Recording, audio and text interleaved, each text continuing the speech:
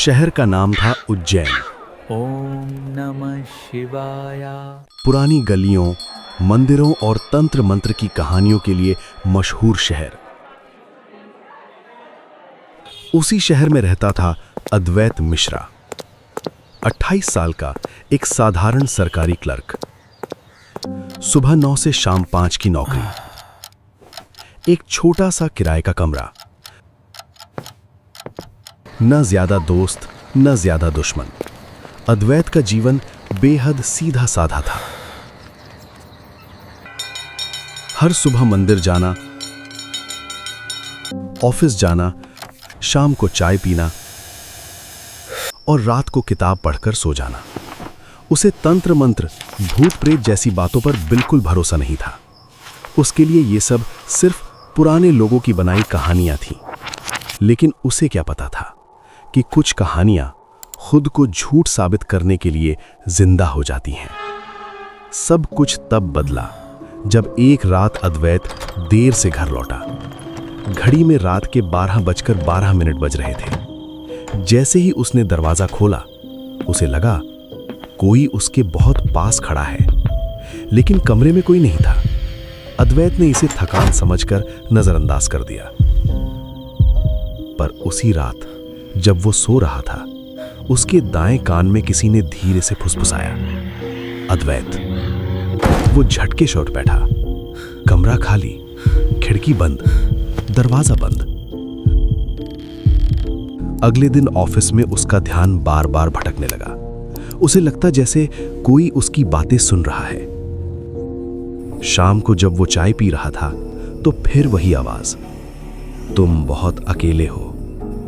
इस बार आवाज उसके कान के अंदर से आ रही थी। अद्वैत के हाथ कांपने लगे। अब आवाज रोज आने लगी, कभी दाएं कान में, कभी बाएं कान में। आवाज बहुत मीठी थी, औरत की। वो आवाज उससे बातें करती, मैं तुम्हें समझती हूं, दुनिया तुम्हारे लायक नहीं है, मैं हमेशा तुम्हारे साथ हूं। धीरे धीरे अद्वैत को बिना उस आवाज के नींद आना बंद हो गई। अगर आवाज ना आए तो उसे बेचैनी होने लगती। एक रात आवाज ने कहा, तुम्हें मुझ पर भरोसा है? अद्वैत ने कांपती आवाज में पूछा, तो तुम कौन हो? आवाज हंसी, मैं वही हूं जो तुम्हारे कान में रहती है। उस रात अद्वैत ने पहली बार आईने में खुद को नहीं, किसी और को देखा। उसके पीछे एक स्त्री की धुंधली परछाई। डर के मारे अद्वैत अगले दिन उज्जैन के एक पुराने तांत्रिक पंडित रुद्राक्ष शास्त्री के पास गया। जैसे ही अद्वैत ने कान में आवाज की बात कही, पंडित का चेहरा सफेद पड़ गया। उन्होंने तुरंत पूछा, क्या आवाज तुम्हें मीठी लगती है? अद्वैत ने सिर हिलाया। पंडित ने धीमे स्वर में कहा, वो कर्ण पिशाचिनी है। अद्वैत हंस पड़ा, ये सब बकवास है। पंडित ने उसकी आंखों में देखा। जो कान में रहती है वही सबसे पहले दिमाग पर कब्जा करती है। पंडित ने बताया, कर्ण पिशाचिनी एक ऐसी आत्मा होती है जो अकेले, कमजोर और महत्वाकांक्षी इंसानों को चुनती है। वो कान में रहकर धीरे धीरे इंसान को सबसे काट देती है, उसकी सोच बदल देती है और अंत में उसका शरीर अपना बना लेती है। अद्वैत की सांसें रुकने लगी। पंडित ने कहा, अगर वो तुम्हें अब तक नुकसान नहीं पहुंचा रही तो इसका मतलब है वो तुम्हें अपना शरीर देना चाहती है। अद्वैत डर गया, तुम्हें क्या करूं?